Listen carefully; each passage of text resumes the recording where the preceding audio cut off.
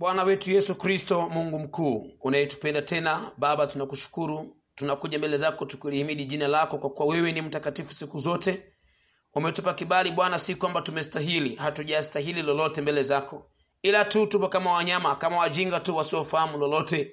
Baba, tumekusanyika kwa lengo la kujifunza maneno yako ya uzima. Ni Mungu uliyesema kwamba siku za mwisho kutakuwa na nyakati za hatari. Hivyo wengi watajitenga na imani wakisikiliza roho zidanganyazo na mafundisho ya mashetani.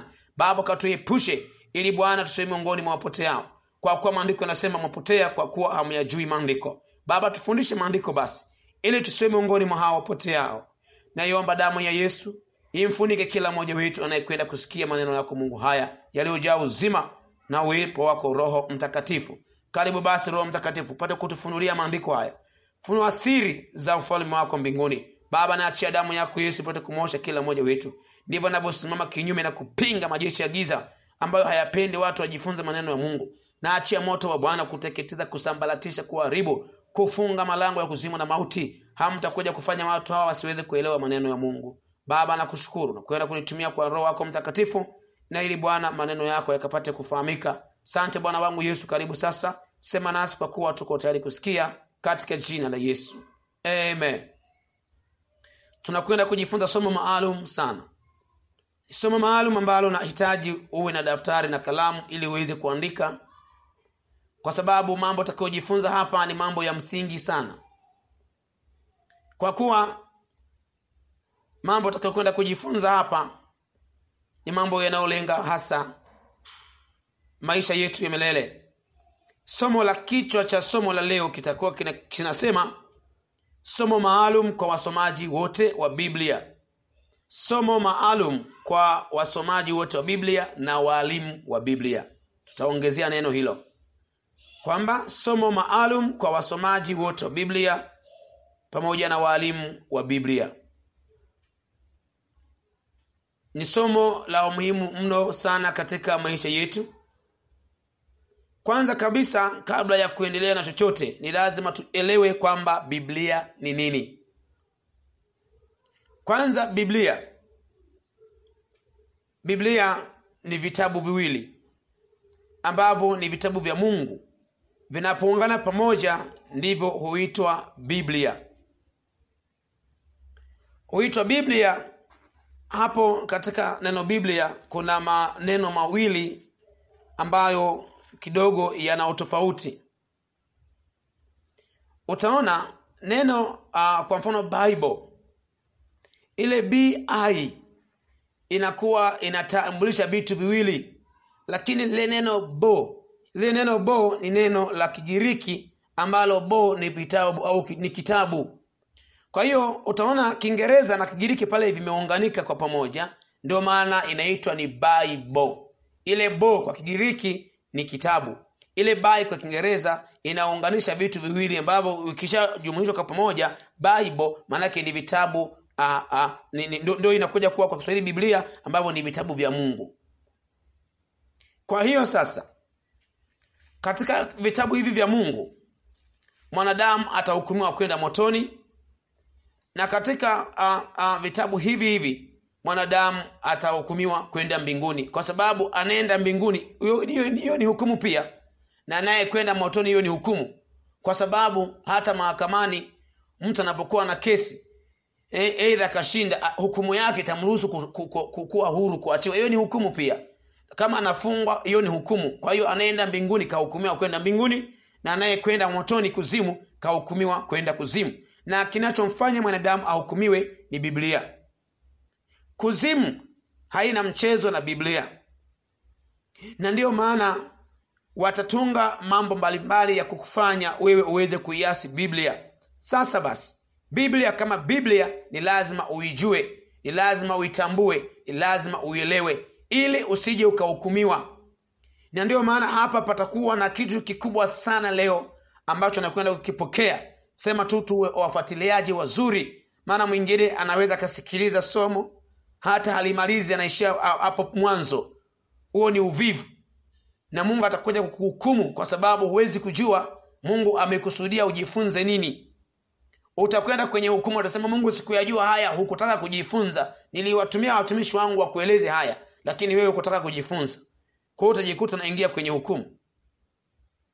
Kwa hiyo utakapokuta Biblia ina agano jipya tu, hiyo sio Biblia. Au ina agano la kale tu, hiyo sio Biblia. Ili iwe Biblia ni lazima iwe na vitabu viwili ambavyo ni kitabu cha agano la kale na ni kitabu cha agano jipya, ambalo agano la kale linatambulisha kwamba utaona Mungu iko agano aliloagana na wana wa Israeli kupitia mtumishi wake Musa, kuwatoa wana wa Israeli Misri ili waende Kanaani wakapumzike. Na hilo ndio agano. Kuna agano aliagana nao sasa kwa ajili hata kushika sabato na vitu vingine, lakini kwa sasa agano jipya linamtaja ni Yesu Kristo mwenyewe, ambaye Yesu Kristo Mungu wetu anatutoa mikononi mwa shetani twende mbinguni. Ndio maana kuna maagano mawili tofauti hapo, agano jipya na agano la kale. Kwa hiyo hapo yanapokuwa pamoja yote mawili kwa pamoja ndio inaitwa ni Biblia. Sasa tunakwenda dipa sasa. Ni kwa nini somo letu iseme ni somo maalum kwa wasomaji wa Biblia? Kwa sababu moja, ni kama nilivyotangulia kuzungumza kwamba kupitia Biblia ulimwengu mzima utahukumiwa. Hakuna kitabu kingine ambacho kitakachotumika siku ile katika kuhukumu wanadamu isipokuwa ni Biblia. Na kila mwanadamu atahukumiwa sawasawa na Injili ambayo waliohubiri mitume.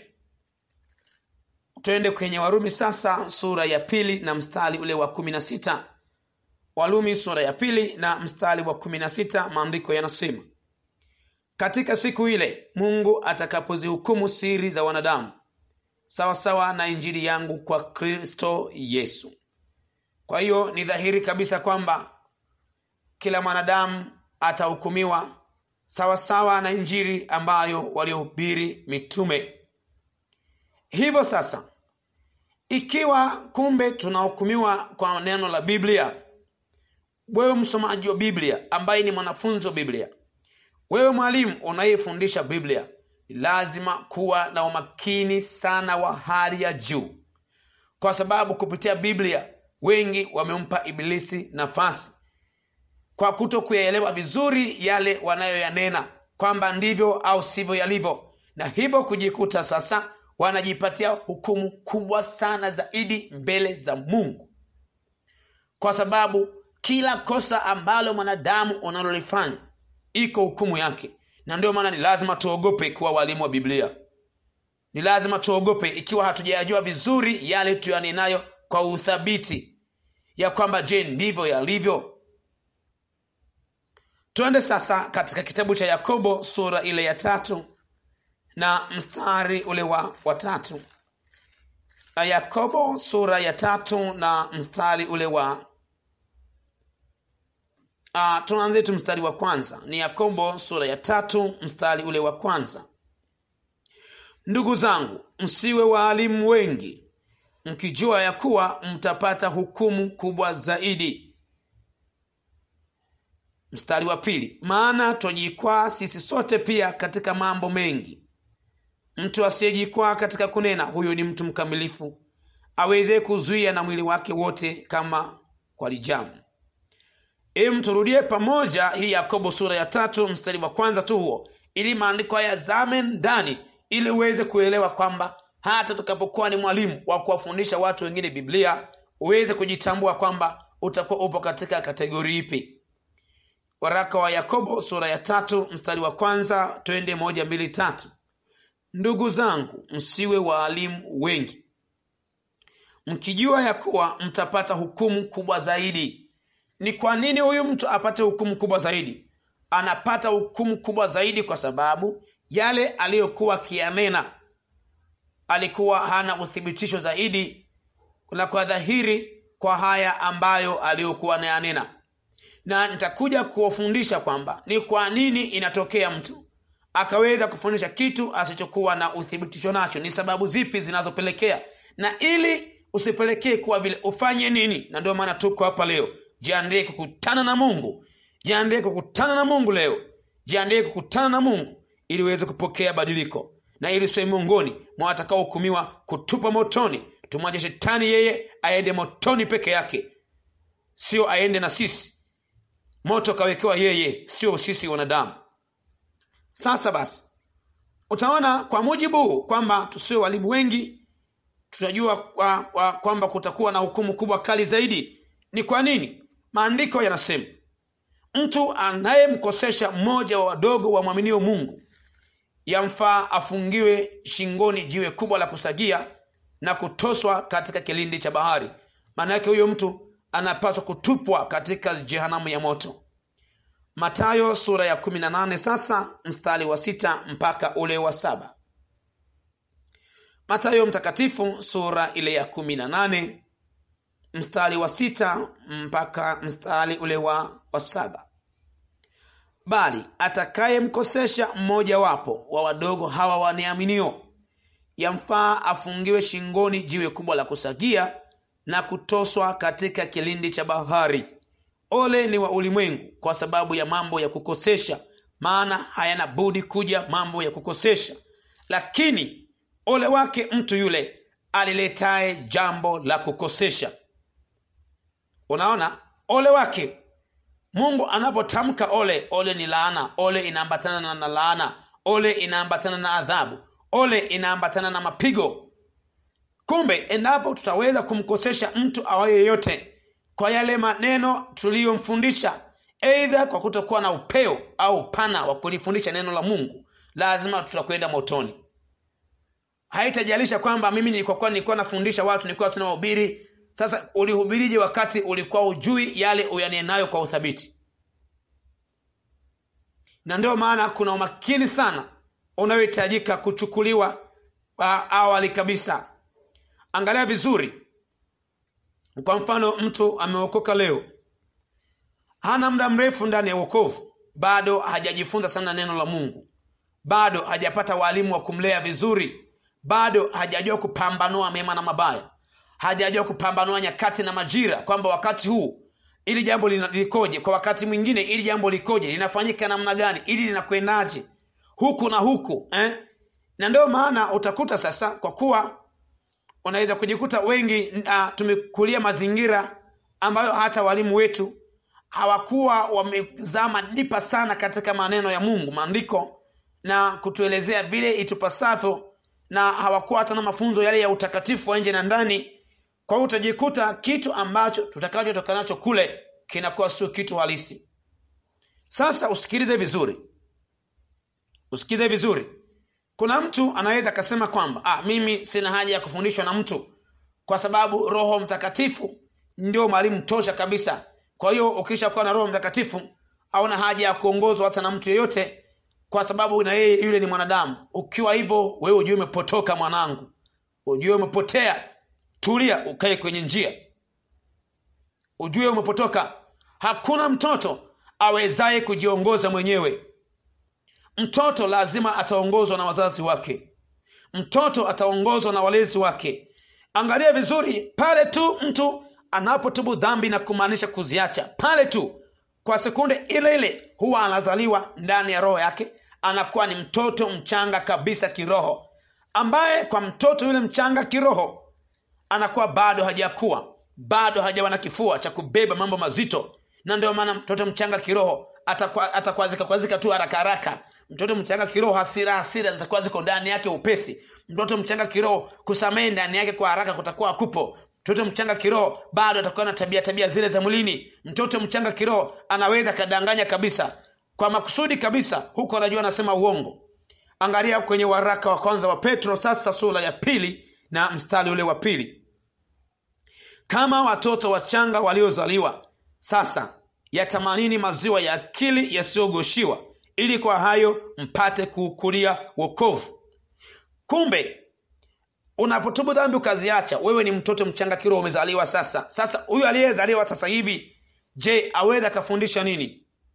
Huyu aliyezaliwa sasa hivi, je, aweza kajuaje neno la maarifa la kupambanua jema na baya? Amezaliwa leo, anahitaji maziwa kwanza ili akue. Ndio maana unakuta mtu alikuwa mwana comedy, mwigizaji, ameokoka na mwezi mmoja na pewa madhabahu, ndio anaanza kufundisha mizaha kanisani. Kwa nini? Amepewa madhabahu akiwa ni mtoto mchanga kiroho. Mimi mnayenisikia hapa, nimefundisha Biblia si chini zaidi ya miaka 6. Miaka 6, si chini zaidi ya miaka 6. Najifunza Biblia. Kwa watu ambao wanaoelewa mambo ya kiroho kabisa, kujua utakatifu nje na ndani, kwa uwazi kwa ndani, alafu kujifunza Biblia sura kwa sura, mstari kwa mstari, aya kwa aya, kwa majira na nyakati gani. Si zaidi ya miaka 6. Na hapa kidogo tunaelekea mwaka wa 7 sasa, kuendelea kuisoma sasa Biblia zaidi.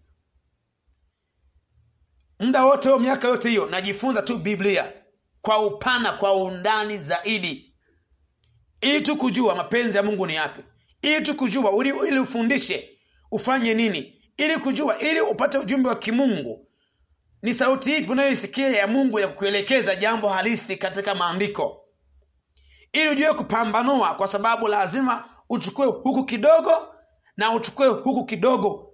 Yaani Agano Jipya uchukue kidogo na Agano la Kale uchukue kidogo. Ndio maana utaona tunakwenda huku tunakwenda kule. Angalia Isaya sasa, Isaya sura ya 28. Ribo sakanda. Isaya sura ya 28 mstari ule wa 10. Isaya sasa, Isaya, kitabu cha Isaya, tutasoma sura ile ya 28 na mstari ule wa 10. Maandiko hapa yanasema, kwa maana ni amri juu ya amri, kanuni juu ya kanuni, huku kidogo na huku kidogo. Nitarudia tena, kwa maana ni amri juu ya amri, kanuni juu ya kanuni, huku kidogo na huku kidogo. Maana yake neno la Mungu lazima itafundishwa amri kwa amri, kanuni kwa kanuni, huku kidogo. Yani Agano Jipya unachukua kidogo na Agano la Kale unachukua kidogo, kwa sababu kuna jambo nakuta ndani ya Agano la Kale halikuchambuliwa vizuri. Ukienda Agano Jipya ndio unakutana nalo sasa, linakuelezea kwa uhalisia, kwa sababu Agano la Kale na Agano Jipya aliyelifanya ni Mungu mwenyewe. Angalia kwanza kitabu cha Yeremia sura ile ya 31 na mstari ule wa 31. Yeremia sasa sura ya 31 na mstari ule wa 31. Hapa tusome, usikie maandiko hapa yanasema, angalia siku zinakuja, asema Bwana, nitakapofanya agano jipya na nyumba ya Israeli na nyumba ya Yuda, si kwa mfano wa agano lile nililolifanya na baba zao katika siku ile nilipowashika mkono ili kuwatoa katika nchi ya Misri, ambalo agano langu hilo walilivunja, ingawa nalikuwa mume kwao, asema Bwana. Sasa utaona lazima utaona kuna agano jipya. Ili agano jipya na agano la kale vyote hivi ni vya Mungu mwenyewe. Kwa hiyo kuna vitu utakuta kwa wakati huu havifai kabisa, lakini kwa wakati ule vilifaa. Ikiwa hujakomaa vizuri katika maandiko, utayapeleka tofauti na kutakuwa na hukumu kali sana katikati yako.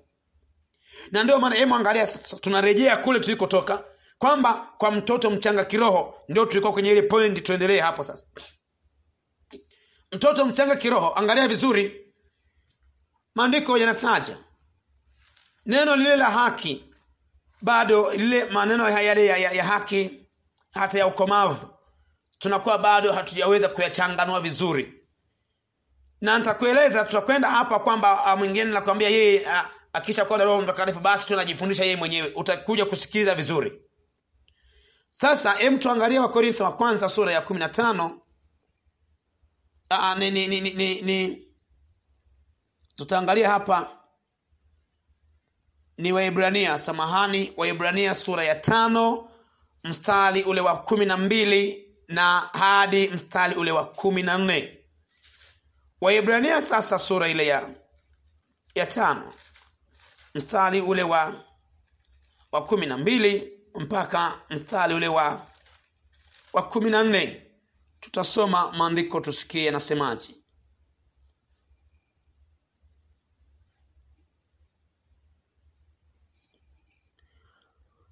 Kwa maana iwapasapo kuwa walimu, maana wakati mwingi umepita, mnahitaji kufundishwa na mtu mafundisho ya kwanza ya maneno ya Mungu, nanyi mmekuwa mnahitaji maziwa, wala si chakula kigumu. Kwa maana kila mtu atumiaye maziwa hajui sana neno la haki, kwa kuwa ni mtoto mchanga. lakini chakula kigumu ni cha watu wazima ambao akili zao kwa kutumiwa zimezoezwa kupambanua mema na mabaya. Turudie tena mstari wa 12 mpaka wa 14. Waebrania 5:12 mpaka 14. Kwa maana iwapasapo kuwa walimu, maana wakati mwingi umepita, mnahitaji kufundishwa na mtu mafundisho ya kwanza ya maneno ya Mungu, nanyi mmekuwa mnahitaji maziwa wala si chakula kigumu. Kwa maana kila mtu atumiaye maziwa hajui sana neno la haki, kwa kuwa ni mtoto mchanga. Lakini chakula kigumu ni cha watu wazima ambao akili zao zimezoezwa kupambanua mema na mabaya. Sasa unaona, angalia hapa, lazima kwanza mtu awe na wakati kwanza wa kukutana na mtu atakayemfundisha. Yule mtu ni mtu ambaye Roho Mtakatifu alishamtengeneza kwa mujibu wa maandiko, na akawa anaelewa maandiko vizuri kuyapambanua. Na ndio maana sasa kuna wachungaji, ndio maana kuna watu wanaoweza kukuongoza, wanaolijua neno la Mungu vizuri. Kujua wewe, tunakuta watu wamekoboa ngozi na kuvaa mawigi, anakufundisha yule kitu atakachokufundisha yule hakitakuwa halisi. Ndani yako utabeba kitu kingine cha tofauti. Hata kwamba huyu kapata maono kujua kwamba labda motoni sawa, watu wanaokoboa ngozi motoni sawa, mbinguni hawaingii sawa, hawaingii. Anajua andiko hilo liko wapi. Ndiyo, ni kweli kabisa, anajua kabisa kwamba mtu labda asiyeheshimu wazazi hata kwenda mbinguni. Mungu kamuonyesha sawa, kamuonyesha ndiyo, lakini andiko lilipo analijua andiko liko wapi. Na ndio maana angalia vizuri maandiko yanatueleza, hata kama tutaongea mambo ya namna gani, ni lazima tuongee kama yanenavyo maandiko. Angalia vizuri Wakorintho wa kwanza sura ya 15. Naamini hapo ndipo sema tu umepeelewa vizuri. Hapo ndipo soma umepeelewa vizuri kwamba anahitaji kwanza akutane na mtu, kwanza afundishwe ili ajue kwamba, na akutane na mtu aliyezoea kupambanua, akili yake imeshazoezwa kupambanua mema na mabaya.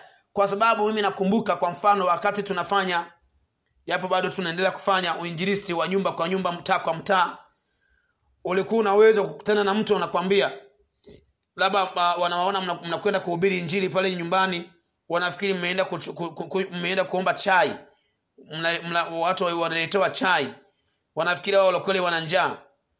Mtu mwingine anakwenda kuhubiri anatukanwa, unamwambia mtu, nakumbuka anamwambia mtu, bwana, kuwa wanawake wawili ni dhambi. Anaanza kuniambia, yani mnaponiambia haya mimi mwenyewe hapo mlipo ninyi wenyewe hapo mpaka najisikia kuwaoa. Yani naambiwa mimi mwanaume kwamba alipo pale anajisikia sisi atuoe, yani atufanyie ulawiti. Sasa unakutana na vitu vya namna hiyo. Kuna muda utatukanwa kabisa, matusi kwa ile kazi. Kuna mambo mengi sana ambayo unakuta umekutana nayo mengi. Umekutana na maswali mengi, umekutana na umefundisha watu wengi kwa kuwaelekeza ili wakuwe kiroho, unapambanua. Sasa angalia vizuri, na tunaelezwa tunapoongea lazima tutaongea kama yanenavyo maandiko. Kwa sababu moja, Biblia kama tulivyoongea kwamba kupitia Biblia wanadamu watahukumiwa, kupitia Biblia kila kiumbe kitahukumiwa, na ndio maana haina budi, lazima nguvu zetu zote tuzielekezee kwenye neno. Angalia vizuri sasa Wakorintho wa kwanza sura ya 15 mstari wa 3 hadi mstari ule wa 4. Tuandike maandiko haya.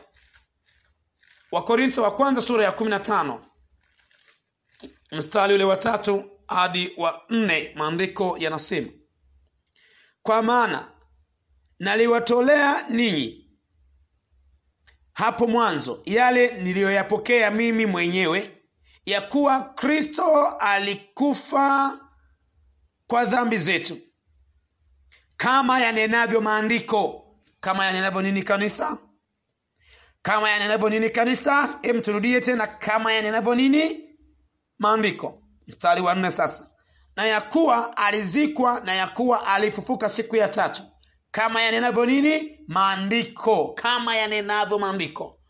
Maana yake haitoshi tu kusikia Yesu alivuka, lakini mpaka maandiko ya manena. Haitoshi kusikia Yesu alipaa kwenda mbinguni. Haitoshi tu kuambiwa na mtu unajua Yesu alipaa, ni kama yanavyo nini? Ni kama yanavyo maandiko. Na ndio maana angalia vizuri, hakuna ujumbe wote utakaoweza kuja yaani ukichangana na maandiko tu, jua huo sio ujumbe wa Mungu, ni ujumbe wa kuzimu. Jua kabisa neno la Mungu huwa haliwezi kujipinga lenyewe. Ujumbe wowote utakao kuja kinyume na neno la Mungu, huo ni ujumbe wa kuzimu. Cha mtume, cha nabii tunakipima kwa mujibu wa neno la Mungu. Unaniambia kanyaga chumvi na kupima kwa neno la Mungu. Wengine wako Uganda kule walilishwa nyasi, kwamba jamani nabii katuambia tule nyasi. Nyasi sijui ndio za upako, wanakula nyasi wanafukamia. Huo ni ujinga. Mwingine anakuambia ili nikuombee upate uzazi, wanavua nguo zao za ndani, anaanza kuziombea eti. Mwingine anaweka vidole sehemu za siri za mwanamke kwamba anagusa mayai ya uzazi. Huo ni uchafu. Lengo ni kwamba watu hawataki kuongozwa na neno la Mungu. Shetani amekuwa na nguvu juu ya kanisa la Mungu kwa sababu neno la Mungu tumeshaliweka pembeni, tumelitupa. Hivyo iko hukumu na hatia. Na wengi kulifundisha pasipo kulijua vizuri neno la Mungu. Sasa angalia vizuri. Mwingine anayesema mimi wewe mwenyewe unanifundisha, si mtu tu, nitafundisha tu na Roho Mtakatifu mwenyewe, ni bora nijifunze kwa Roho Mtakatifu. Wewe umedanganywa na shetani. Kwani Mungu alikuwa ana haja gani kuweka mitume, manabii, wachungaji, wainjilisti na walimu kwa ajili ya kuwakamilisha watakatifu? Kwa nini sasa usingejikamilisha mwenyewe, kwamba huyo Roho Mtakatifu akukamilishe mwenyewe? Sasa kwa sababu unapokuwa bado, kwa mfano mtu ndio ile hatua ya kwanza ndio anazidi kusikia neno la Mungu hata hajaokoka, yule mtu kwanza neno la Mungu kwake linakuwa ni upuuzi, na anakuwa hawezi kuyafahamu mambo ya roho wa Mungu, kwa kuwa yale mambo yanatambulikana kwa jinsi ya rohoni. Angalia kwanza Wakorintho wa kwanza sura ya 2 mstari ule wa 14. Wakorintho wa kwanza sasa sura ya 2 mstari wa 14, maandiko yanasema, basi mwanadamu wa tabia ya asili hayapokei mambo ya roho wa Mungu, maana kwake huyo ni upuzi, wala hawezi kuyafahamu kwa kuwa yatambulikana kwa jinsi ya rohoni. Hawezi kuyatambua. Ndio anamwambia haya, chukua ujifunze mwenyewe. Atajifunzaje maarifa? Katika Biblia kuna mtu mmoja ambapo Filipo alikuwa anaelekea eneo la kufanya ibada, akamkuta anasoma chuo cha nabii Isaya. Chuo, labda nieleze neno chuo cha nabii Isaya. Kwa mfano alikuwa anasoma yani kitabu cha Isaya. Sasa wakati anakisoma kile kitabu akawa hakielewi. Kwa nini? Bado ni mchanga kiroho. Ndio huyo naye mwambia sasa ajifunze tu mwenyewe, usikubali kufundishwa na mtu. Huyo mwenyewe sio mtu. Wakati hujui huyu mtu anayekufundisha Mungu amemtengeneza kwa miaka mingapi? Mungu amempika na kumwelezea maarifa kwa mafunuo ya Roho Mtakatifu. Wewe jifunze kwanza. Jifunze kwake. Roho Mtakatifu atakuwa na kuthibitishia kwa habari ya kile unachokisikia kwamba ni kweli au si kweli. Lakini kwanza ufundishwe na mtu. Kuna mtu mwingine ukimwambia tafuta Yohana iko wapi, atazunguka hata tu ile Biblia kujua tu kuifunua, hajajua hata kujua kwamba Yohana inapatikana hapa. Au hapa anaposema funua labda Yeremia, ataanza kuzunguka mpaka atamaliza somo Yeremia hajaipata. Kwa nini? Bado ni mtoto mchanga kiroho. Ndio namwambia sasa ajifunze mwenyewe. Angalia vizuri. Kuna tofauti kati ya kusoma Biblia yani kusoma Biblia tu kama kuisoma mwenyewe na kufundishwa. Kuna tofauti mwanangu. Kuna tofauti sana. Kabla sijasoma ile andiko ambalo nataka nisome hapa, tusome kwanza Zaburi sura ya 119 na mstari ule wa 130. Zaburi sasa sura ile ya 119 na mstari ule wa 130. Maandiko yanasema, Zaburi 119 mstari ule wa 130, kufafanusha maneno yako kwa tia nuru na kumfahamisha mjinga. yani kufafanusha maneno ya Mungu. Lazima aweko mtu atakaye kufafanushia yale maneno ya Mungu. Kama hivi navyo kufafanushia, ndipo kulikuwa na ujinga kwenye akili, ule ujinga unaondoka. Na kila mtu kwanza anapokuwa bado hajalijua vizuri neno la Mungu, huyo anakuwa ni kipofu. Usiogope kuitwa kipofu, hapana. Si wenyewe tulikuwa ni vipofu, tulikuwa hatujui hata maandiko. Usione labda na kusema vibaya kukuta wewe ni kipofu, hapana. Kwa kuwa maandiko yanasema Yesu Kristo alikuja kwa walio vipofu. Maana yake ukijikubali kwa wewe ni kipofu, atakufumbua macho uone. Usipojikubali kwamba wewe ni kipofu, ukajiona unaona, basi wewe dhambi yako inakana, hujui neno lolote. Angalia vizuri sasa Yohana sura ile ya 9 mstari wa 39 hadi ule wa 41. Yohana sasa sura ile ya 9 mstari ule wa 39 hadi ule wa 40 na moja. Maandiko yanasema, Yesu akasema, mimi nimekuja ulimwenguni humu kwa hukumu, ili wao wasioona waone. Manake yule asiyeona ni mwenye dhambi, hajui neno la Mungu bado, hajui chochote bado. Yesu atakapoingia ndani yako, ataanza kutengeneza, ataondoa ule upofu kwa neno la Mungu. Na ndio maana unakuta mtu mwingine hajui kama labda pombe ni dhambi, yana kunywa tu mapombe, ni kipofu kwenye hilo eneo. Atafundisha, atajua kumbe pombe ni dhambi, maana yake ameanza kuona. Tunaendelea. Tuanze tu hapo mstari wa 39. Yesu akasema, mimi nimekuja ulimwenguni humu kwa hukumu, ili wao wasioona waone, nao wanaoona wawe vipofu. Ndio mtu anajiona yeye anaona. Mstari wa 40. Baadhi ya Mafarisayo waliokuwa pamoja naye wakasikia hayo, wakamwambia, je, sisi nasi tu vipofu? Yesu akamwambia, kama mngekuwa vipofu msingekuwa na dhambi, lakini sasa mwasema twaona, basi dhambi yenu inakaa. Kwa hiyo mtu asiyekubali kama yeye ni kipofu, wewe dhambi yako iko. Sasa angalia vizuri. Yule sasa tunarudi kwa yule mtu aliyekuwa anasoma chuo cha nabii Isaya, akawa anasoma Biblia eneo la kitabu cha Isaya, akawa haelewi. Anasoma mwenyewe akawa haelewi. Ndipo Filipo akaelezwa na Roho wa Bwana aende akamfundishe. Kwa hiyo wewe unayesema utajifunza mwenyewe na Roho Mtakatifu, ujue unashindana na neno la Mungu. Ndio maana tulia kwanza ujifunze wewe. Acha kurukaruka. Napenda tu naambiwa tu na nabii, naambiwa tu hiki na mtume, naambiwa tu kile na kile. Kaniambia nifanye hivi, neno la Mungu linasemaje? Na kweli baada ya tutatubu ili Mungu atusamehe tulipoingiwa na ujinga ndani yetu. Tulipopotoshwa na kuyumbishwa, tukapeleka mbali kinyume na neno la Mungu, tukasahau neno. Tukamweka mtu moyoni kuliko kuliweka neno la Mungu ndani ya mioyo yetu. Kwa kukisha kufa hukumiwa na mtume au nabii, unahukumiwa na neno la Mungu. Angalia sasa, tunakwenda Matendo ya Mitume sura ya 8 mstari wa 27 hadi mstari ule wa 32.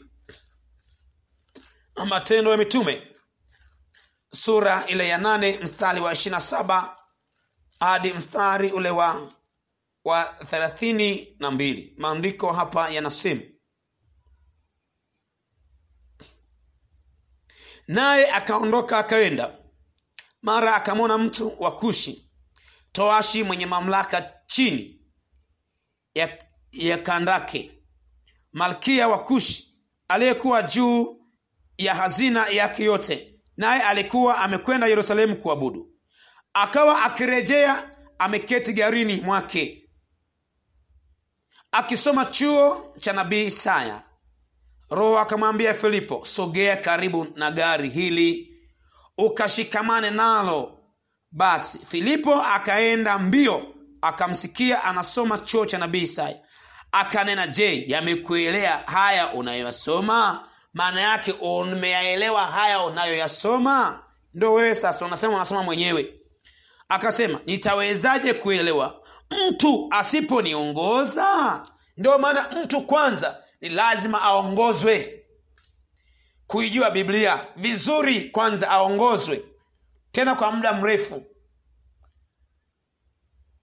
Si jambo la muda mfupi tu kama umeshaweza kuwa mwalimu wa kufundisha mtu mwingine. Hapana, si jambo la muda mfupi tu kwamba tayari unaweza kumjibu mtu kimujibu wa Biblia. Sio, utakuwa tu kwenye hukumu ya Mungu. Akamsihi Filipo apande na kuketi pamoja naye, na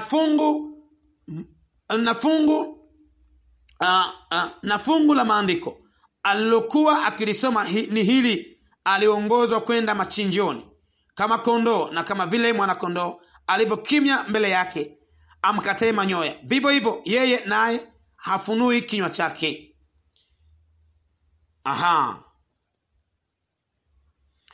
Utaona baada ya kuwa alivyokuwa akimweleza, alianza kumfundisha. Ukisoma hiyo sura nzima utaanza kuona alianza na andiko hilo hilo, ndipo akaanza kumfundisha mpaka akashangaa. Labda tusome tena mstari wa 35 kukomboa wakati. Hii Matendo 8:35. Filipo akafunua kinywa chake, naye akianza kwa andiko lilo hilo akamhubiri habari njema za Yesu. Wakawa wakiendelea njiani, wakafika mahali penye maji. Yule towashi akasema, tazama maji haya, ni nini kinachonizuia nisibatizwe? Filipo akasema, ukiamini kwa moyo wako inawezekana. Akajibu akanena, naamini ya kwamba Yesu Kristo ndiye mwana wa Mungu. Yaani pamoja na kusoma alikuwa hajaelewa kama ni habari za Yesu, ndio akahubiriwa mpaka akabatizwa na kubatizwa. Lakini ilikuwa ni baada ya kupata mwalimu aliyemfundisha neno la Mungu. Lakini wewe utasema kwamba mimi sina haja ya kufundishwa na mtu, ngoja nisome mimi mwenyewe. Biblia ukiisoma mwenyewe pasipo kuongozwa, kwanza unajua, ngoja nikueleze kitu kimoja. Kwanza lazima kwanza ufundishwe na mtu, akuelezee vizuri jinsi ya kupambanua maandiko, akuelezee vizuri namna ya kuweza kupata maandiko, unafanyaje, unajuaje hivi na hivi, unafanya hivi. Baada ya hapo sasa ndipo taweza mwenyewe kuona Biblia wewe kama wewe na kuisoma na ukaielewa. La sivyo utaisoma na hautaielewa. Utasoma tu kama gazeti, hautaelewa kwamba hapa inamaanisha nini. Hili naloongea naamini wengi wetu ni mashahidi. Mara ngapi unasoma Biblia na unaikuta tu, yani unasoma tu kama vile Yohana alikuwa hivi, lakini huwezi kuelewa. Mtu akianza kufundisha somo, akitaja andiko lile lile ambalo kila siku unalisoma, unaona mbona leo nimekuwa tofauti jamani? Nilisomaga hivi, kumbe liko hivi. Linakuwa lina mafunuo mengine, kwa kuwa yule tayari ameshazoezwa kupambanua mema na mabaya. Ameshazoea kupambanua maneno yale. Huwezi kuzaliwa leo na kuwa mtu mzima leo. Hili ndio kosa ambalo wengi wamelifanya, na kwa kukosa walimu wa Biblia wa kuwafundisha vizuri, ndio hatimaye wanaanza kuambia fanya hiki, sio kosa, haina shida. Mwingine anakuambia hiki usifanye, wakati anachokuambia usifanye unapaswa kukifanya. Kwa nini? Maandiko yamekupa go ahead wewe. Yeye atakuzuia kwa sababu neno la Mungu halimo kwa wingi ndani yake. Ndio bana, lazima tuogope kuwa walimu. Lazima tuogope. Japo kweli sawa, maandiko yanasema tusiogope, lakini unapoona mazingira ya dhambi lazima uogope. Sijui umenielewa? Maana kuna mingine unaweza kusema sasa unasema tuogope wakati maandiko yanasema tusiogope. Ndugu yangu, kwanza Mungu lazima muogope. Mungu anatisha. Ni wa upole, ni wa upendo ndio, lakini vile ni Mungu wa hasira. Ndio maana hasira yake iliwaka juu ya wana wa Israeli walipokuwa na budi Mungu, akawateketeza, akawaangamiza. Kama ningekuwa na hasira, ile hasira ilitoka wapi sasa?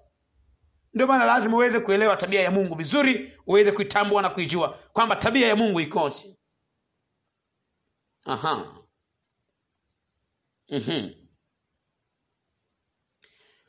Na vile vile neno la Mungu halifasiriwi kama anavyopenda tu mtu fulani, kama huyu kapenda alifasiri hivi basi kapenda tu hivyo. Sio. Ndipo hapo Roho Mtakatifu sasa anakuja kukueleza. Angalia vizuri waraka wa pili wa Petro sura ya kwanza na mstari ule wa 20. Waraka wa kwanza wa Petro sasa, waraka wa pili wa Petro sura ya kwanza na mstari ule wa 20. Waraka wa pili wa Petro sura ya kwanza na mstari ule wa 20. Tutasoma hapa maandiko tusikie yanasemaje. Mkijua neno hili kwanza ya kwamba hakuna unabii katika maandiko upatao kufasiriwa kama apendavyo mtu fulani tu. Kama huyu kapenda tu afasiri vaeni tu mawigi ninyi mnavaa tu. Neno la Mungu aliko hivyo.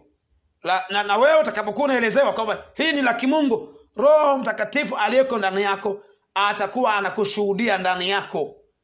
Roho Mtakatifu huyu atafundisha na Roho wa Mungu atakushuhudia kwamba hii ni kweli. Roho Mtakatifu ni kengele, anapiga kengele na kulia pale unapopotoshwa au unapoambiwa kweli. Unajikuta huna amani kabisa kumsikiza yule mtu. Unaona kabisa anakufunga kamba, tena kamba hizi za Manila, kamba na kufunga kamba kabisa. Unajua hapa anafungwa kamba hapa. Sema wengi unaamua tu kukaa kimya. Kutafuta hekima, usilete malumbano. Na ukaonekana ni mjuaji sana. Kwa hiyo sasa ndio maana kwanza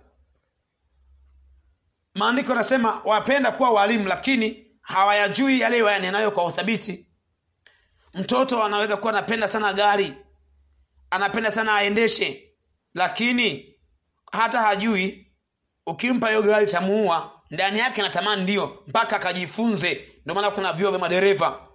Na wengi anasema wamepitia kwenye vyuo hivi, wamefundishwa vile vyuo. Wengi waliopitia ni vyuo waliokuwa wanafundishwa na watu ambao hata Roho Mtakatifu hateni kazi ndani yao. Ndio maana waliwafundisha vitu vingine kabisa tofauti. Angalia Timotheo wa kwanza sura ya kwanza mstari wa 7.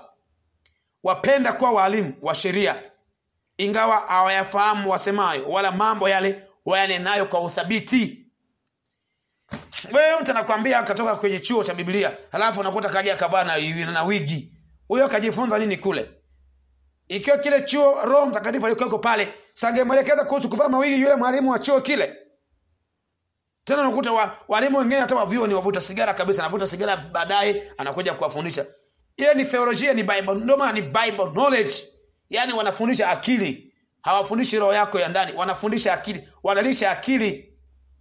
Ndio maana usihesabia kama nishakapitia chuo cha Biblia, mimi ndio pastor, mimi ndio nabii, mimi ndio askofu, nishapita chuo cha Biblia. Angalia hicho chuo cha Biblia ulifundishwa nini kule? Na ndio maana tusio walimu wengi, tukijua kuwa tutapata hukumu kubwa zaidi. Sasa angalia vizuri. Mungu ni Mungu wa nyakati na majira. Kuna wakati huu Mungu anafanya hivi, kuna wakati sasa lazima yote uketi chini ujifunze vizuri. Kwa sababu ndugu yangu, hukumu ya mtu aliyepotosha mtu kama maandiko ni hatari sana, ni kali ile hukumu ya Mungu. Ile hukumu ni mbaya mno. Watu wanachemka motoni, watu wanachemka kuzimu kwa sababu tu neno la Mungu lilipindishwa. Na wengi kwa dini yao walikuwa wanafundishwa hivi, basi katoka na ile ya dini yake ile ndani kuja nao mpaka kwenye wokovu. Sio hivyo. Haiko hivyo. Haiko hivyo. Haiko hivyo. Na vile vile ili hata ule ujumbe uweze kuwafikia watu, unafanya nini? Yako maombi ya kuomba ili hata ule ujumbe basi anayekwenda kupokea apate badiliko. Kwa hiyo kuna changanuzi za mambo mengi. Kuna changanuzi za kuelewa na kumwacha Roho wa Mungu akueleze, akutafutie maandiko kulingana na wale watu. Sasa tunaweza kuwa tunasoma Biblia, tunasoma kwa bidii kweli, lakini tusielewe. Ukasoma usielewe kabisa, yani usielewe. Ndio maana hata ukisikia andiko fulani linataka kusema, "Maana nisomaga hii sura hii, kumbe ndivyo lilivyo." Maana yake wakati tunasoma wewe hukuelewa. Na ndio maana watu wa kutufundisha kwanza maandiko, kwanza Biblia, ni watu wanaotakiwa, kwa sababu kanisa linajengwa kwa msingi ambao mwamba wake ni neno la Mungu. Tena Yesu akasema kanisa limejengwa juu ya mwamba. Mwamba ni nini? Mwamba Yesu Kristo ndiye mwamba. Na vile vile neno la Mungu ni mwamba. Yaani Yesu ndio mwamba. Na hilo tu ndio ambalo milango ya kuzimu haitalishinda lile kanisa. Kwanza kanisa ujue vizuri. Tutakwenda kwanza kusoma andiko hilo, halafu tutatazama dipo kidogo ili kinachokiongea kiweze kueleweka. Mathayo sura ya 16 na mstari ule wa 18. Mathayo sasa sura ile ya 16 na mstari wa 18. Nami nakwambia wewe ndiwe Petro, na juu ya mwamba huu nitalijenga kanisa langu, wala milango ya kuzimu haitalishinda. Yani sio, hebu ngoja kwanza nikueleze. Mwamba huu manake Yesu Kristo ambaye ni neno. Na katika mwamba huu atalijenga kanisa. Sio kwamba atajenga yale matofali, yani kanisa ambalo ni mimi na wewe, ni miili yetu sisi wanadamu, tutajengwa kupitia lile neno la Mungu. Ndio maana anasema na kwa mwamba huu nitalijenga kanisa langu. Kanisa ni wewe. Yesu akija hanyakui majengo, hanyakui magorofa, ananyakua mimi na wewe. Haleluya! Ananyakua mimi na wewe ambao ndio kanisa mbele zake. Angalia vizuri kwenye Wakorintho wa kwanza sura ya 3 na mstari ule wa 16. Wakorintho wa kwanza 3:16. Hamjui ya kuwa ninyi mmekuwa hekalu la Mungu, na ya kuwa Roho wa Mungu anakaa ndani yenu? Kama mtu akiliharibu hekalu la Mungu, Mungu atamharibu mtu huyo, kwa maana hekalu la Mungu ni takatifu, ambalo ndilo ninyi. Wewe ni nyumba ya Mungu, wewe ndio kanisa la Mungu. Kwa hiyo wewe utajengwa kwa neno, utajengwa kwa neno la Mungu. Ndio maana mtu mkubwa ambaye hata Mungu atamheshimu, maana Mungu anasema wale wanaomtumikia na waheshimu. Sasa usianze kufikiri jina Mungu kuheshimu. Maandiko yamesema watu Mungu wanaomtumikia Mungu atawaheshimu ni wale tu ambao wanaoongoza watu kwenye neno la Mungu, kwa sababu neno la Mungu ndio lenye uwezo wa kumtengeneza mtu. Umeona Kwa sababu kwa neno la Mungu hili utaenda mbinguni, kwa neno la Mungu hili utaenda motoni usipolielewa vizuri, usipojifunza vizuri. Kwa hiyo mengine yote acha yaje sawa, lakini neno la Mungu ndio funga kazi. Neno la Mungu ndio topu ya kila kitu. Hata ufalme wa giza waulizeni waliopo kuzimu kule waliotoka, waulizeni vizuri. Ili uwe mkubwa utajifunza Biblia kule, ili kupitia Biblia uanze kuleta mitego juu ya wanadamu, uwatengeneze tamaa zitakazowafanya waingie kwenye ule mtego wako. Kwa hiyo kama ulikuwa ni mtu unayejua vizuri Biblia, neno la Mungu, ujue adui utamshinda. Hata kama ujui vingine vyote, neno la Mungu ndio mwalimu tosha. Ndio maana usipoelewa cha nabii vizuri, usipokielewa cha nabii, tupa nje, shika neno la Mungu. Angalia vizuri kwenye Warumi sura ya kwanza mstari wa 26. Hivyo Mungu aliwaacha wafuate tamaa zao za aibu, hata wanawake wakabadili matumizi ya asili kwa matumizi yasiyo ya asili. Unaona, hizi tamaa za aibu mpaka wanazifuata.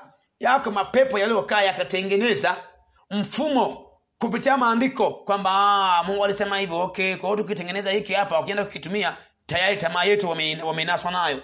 Kwa hiyo maandiko, ndugu yangu, neno la Mungu hili ndio top kwa kila kitu. Ili uheshimike mbele za Mungu, lijue sana neno la Mungu, ijue sana Biblia, na ufundishwe vizuri kwa usahihi na kwa ufasaha. Sasa tujiulize, ni tangu mara ngapi tumefundisha watu wengine vitu vingine? Ni tangu mara ngapi sisi wenyewe tumekuwa maandiko hatukubali kufundishwa na watu ambao unaelewa kabisa kwamba huyu mtu ana roho wa Mungu wa kweli kabisa na anakuongoza kwa mujibu wa maandiko ndivyo yalivyo, lakini kwa sababu una imani naye, ndio maana unampinga, kwa kuwa ulishakasikia kuna nabii aliyesema hivi kitu fulani. Ndio maana huwezi kumwamini, utahukumiwa, iko hukumu juu yako wewe. Hujui Mungu anatumia gharama kiasi gani kututengeneza. Hujui Mungu anatumia gharama kiasi gani kuwatengeneza watu wake, ili kuwafundisha maandiko haya kwa miaka mingi, ili wakawalishe wengine, lakini wengine mnashusha thamani kwa kuwa hawana majina, kwa kuwa hawana sifa. Ndio mnaona hatuwezi kuwasikiliza hawa kwa kuwa hawana sifa, hawana majina. Umepotea wewe. Sikia neno la Mungu leo. Neno la Mungu linasema nawe. Maandiko yanasema, tazama nasimama mlangoni nabisha, mtu akinifungulia mlango nitaingia na kufanya makao ndani yake. Yamkini kwa kukengeuka kwako Yesu umegombana naye, umefanya dhambi, umemwambia mtu afanye kitu kwa wakati Mungu hajamwambia afanye kwa mujibu wa neno la Mungu. Tangu mafundisho yalivyo, kila mtu ajihoji mwenyewe, kila mtu ajikague mwenyewe. Hii ni saa ya kujitafakari na kupambanua kwamba je, katika kuenenda kwetu, aidha kujifunza kwetu Biblia, aidha kuwafundisha watu wengine. Je, hatujapotosha mtu? Je, hatujakwenda kinyume hapa? Ni wakati wa kutafakari sasa. Angalia, hukumu inakuja, na baada ya kufa ni hukumu. Je, hukumu ya Mungu wewe utakuwa upande upi? Jaribu kuwaza, kila mmoja humu ndani ajikague. Kila mmoja, hili ni neno la kila mmoja aliyesikia. Yamkini shakasikia watu wasema, sijui dhiki kubwa hivi na vile, na unabeba tu ile maneno nasema dhiki, wakati hata ujui vizuri haya maandiko jinsi yalivyo. Ukajikuta na wewe umeungana na shetani kudanganya mtu. Kwa sababu uongo ni dhambi kubwa sana inayotajwa kwenye Biblia. Yaani uongo, ngoja nikueleze. Uongo ni kitu kikubwa mno mbele za Mungu. Usifikiri kwamba uongo ni kitu kidogo, ndugu wangu. Kwa sababu dunia yote imeangushwa kwa uongo. Mkila haya matunda hamtakufa. Ule ndio uongo. Ndio maana shetani anaitwa ni baba wa uongo. Ndio maana kwenye Ufunuo 21 mstari wa 8 maandiko yanasema, bali waoga na wasioamini na wachukizao na wauaji na wazinzi na wachawi na hao waabudu sanamu na waongo wote, sehemu yao ni katika ile ziwa la wakala moto na kiberiti. Hii ndio mauti ya pili. Na waongo wote, waongo. Kama umelifundisha neno la Mungu tofauti, ni muongo.